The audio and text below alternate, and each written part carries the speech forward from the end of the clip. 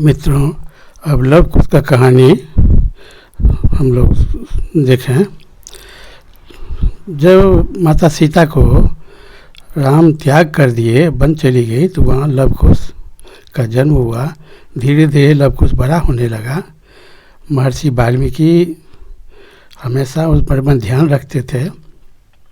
सीता माता वन में कैसे रह रही थी, स्वयं अपना जलावन काट करके जंगल से लाती थी, अपना पानी भर करके लाती थी, चक्की पीसती थी, धान कूटती थी, अपना खाना स्वयं बनाती थी।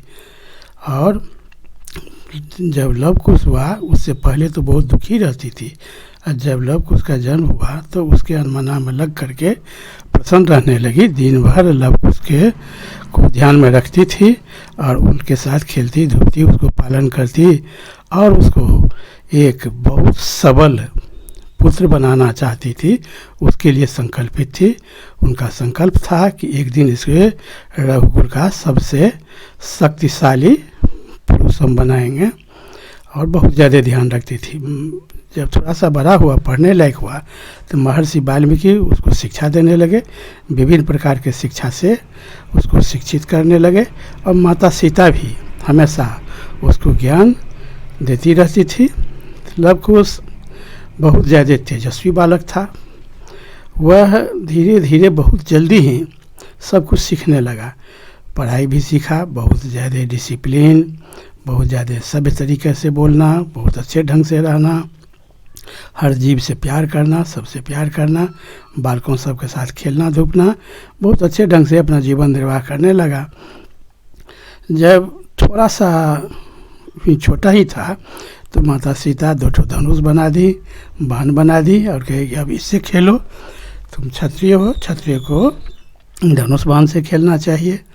महर्षि वाल्मीकि उस धनुष से उसको तीर चलाना सिखाने लगे।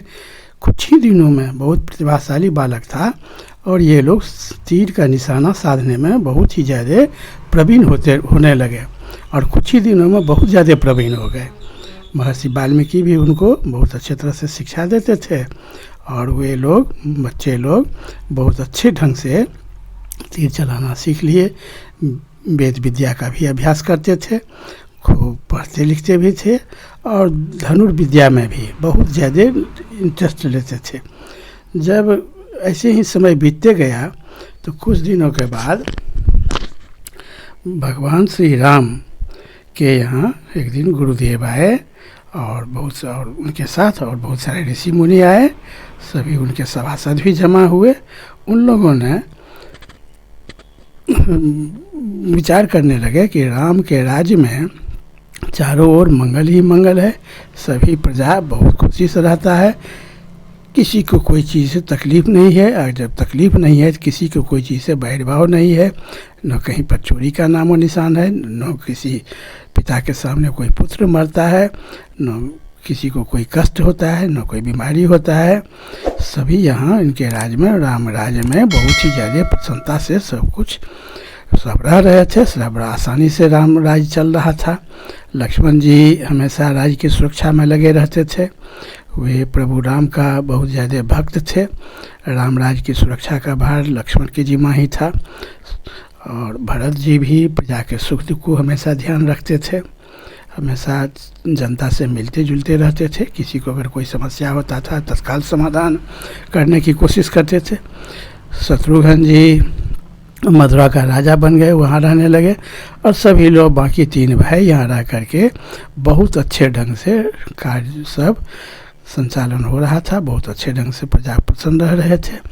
धीरे धीरे जब एक समय आया कि एक दिन सब ऋषि मुनि लोग बैठे हुए थे, गुरुदेव भी थे और सभी सभासद थे, तो उस बीच में आर्य सुमंत जो कि इनका मंत्री भी थे और महाराज दशरथ के भी वो मित्र थे, इसलिए प्रभु श्री राम भी उनको बहुत इज्जत के भाव से देखते थे कि हमारे पिताजी का भी मित्र रह चुके हैं।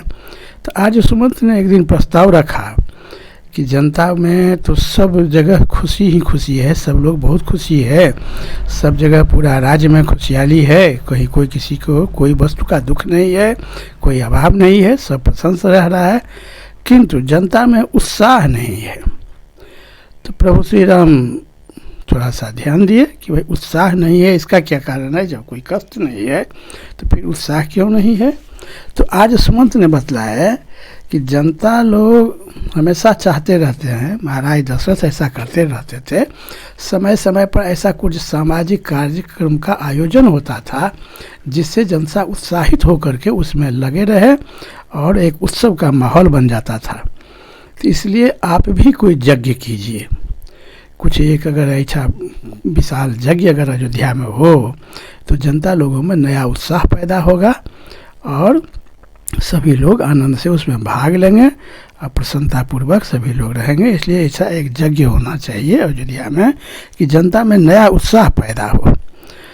तो भगवान श्री राम इससे बहुत प्रसन्न हुए। और कहे कि ठीक है, इसका आयोजन कीजिए, यदि आप लोगों का इच्छा है तो एक यज्ञ जरूर हो जाए, हम लोग अश्वमेघ यज्ञ का शुभारंभ करें। बहुत तरह की यज्ञ की बात होने लगी, उसमें अश्वमेघ यज्ञ पर बात फाइनल हुआ कि अश्वमेघ यज्ञ का अनुष्ठान किया जाए। तो इधर भगवान राम का अश्वमेघ यज्ञ का अनुष्ठान होना है, उसकी तैयारी होनी है। उधर लवकुश भी बड़ा हो गए। एक दिन गुरुदेव ने सीता को त्याग तक का कहानी इन लोगों को संगीतमय रूप से सिखा दिए थे लवकुश को।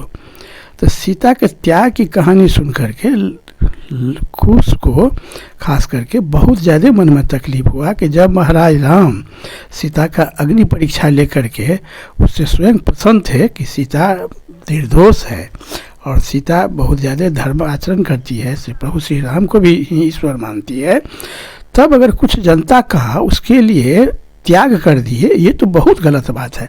राजा को तो हमेशा न्याय ही करना चाहिए। जो राजा अपने पत्नी के साथ न्याय नहीं कर सकता है वो फिर अच्छा राजा कैसे हुआ। न्याय का तो अर्थ है कि पक्ष विपक्ष दोनों तरह का बात सुन करके जो उचित निर्णय हो वह निर्णय देना, ये न्याय है। और कोई कुछ बोल दिया उसके आधार पर हम उससे कुछ नहीं जाने कि इसमें इसका क्या दोष है, और किसी के कहने पर किसी को फांसी दे दिया जाए, देश निकाला दे दिया जाए, ये तो न्याय नहीं है। अगर हमको कभी राम से भेंट हुआ तो हम ये बात उनसे ज़रूर पूछेंगे कि ये कौन सा न्याय आप किए। सीता के बारे में जब आप खुद संतुष्ट थे कि वह बहुत पवित्र है, तब उसको इतना बड़ा दंड सिर्फ कुछ लोगों के कहने से, ये तो न्याय नहीं, अन्याय है। और जो राजा अपने पत्नी के साथ न्याय नहीं कर सकता है वह जनता के साथ क्या न्याय कर। इस सब तरह का बात लेकर के कुश बहुत ज़्यादा एग्रेसिव हो गया। एक दिन खाना खा रहा था तो माता सीता के सामने ये सब बात छेड़ दिया। तो सीता कितना भी समझाने की कोशिश कर रही थी कि नहीं, वो राजा हैं, राजा जो करते हैं अच्छा ही करते हैं, कुछ अच्छा ही समझ करके किए होंगे, राज धर्म का उनको पालन करना है, राज धर्म के आगे परिवार धर्म नहीं माना जाता है। तो फिर भी कुछ मानने के लिए तैयार नहीं थे। राज धर्म क्या है कि किसी को कहने से हम अन्याय कर दें। तो इस तरह की बहुत बात होने लगी। कुछ उससे बहुत ज़्यादा गुस्सा में था कि अगर कभी हमको भगवान राम से भेंट हो जाए तो हम जरूर इससे बात पूछेंगे कि आप ये कौन सा धर्म का पालन किए। ये तो राज धर्म नहीं है। राज धर्म तो है कि राजा को न्याय करना चाहिए, पक्ष विपक्ष दोनों का बात सुन करके अन्याय करना चाहिए। तो आप तो न्याय नहीं कर पाए सीता के साथ। ये सब बात, इससे सीता भी बहुत दुखी रहती थी और कितना भी समझाने की कोशिश करती थी वो नहीं समझ रहा था। इसके बाद अब भगवान राम उधर अब यज्ञ का अनुष्ठान करने जा रहे हैं। इधर वाल्मीकि ऋषि दिव्य दृष्टि से सब कुछ देख रहे थे। तो देखे कि अयोध्या में अब यज्ञ शुरू होना है और यज्ञ को घोड़ा को लवकुश पकड़ेगा, अयोध्या के सेना से इसकी लड़ाई होगी। तो इसको लड़ाई की शिक्षा बहुत जल्दी से दे देना चाहिए, क्योंकि यह इसको तो बहुत ही भयानक युद्ध लड़ना है। तो उसकी शिक्षा जल्दी से जल्दी इसको हम दे दें। तो इधर महर्षि उसको शिक्षा देने के बारे में बहुत ज़्यादा चिंतित हो गए कि जितना जल्दी हो सके इसको शिक्षा देना चाहिए। वो बहुत सतर्क हो गए। उधर अब अश्वमेघ यज्ञ शुरू होगा और आगे की कहानी पुनः अब अगली वीडियो में दिखलाएंगे। तो बहुत बहुत धन्यवाद।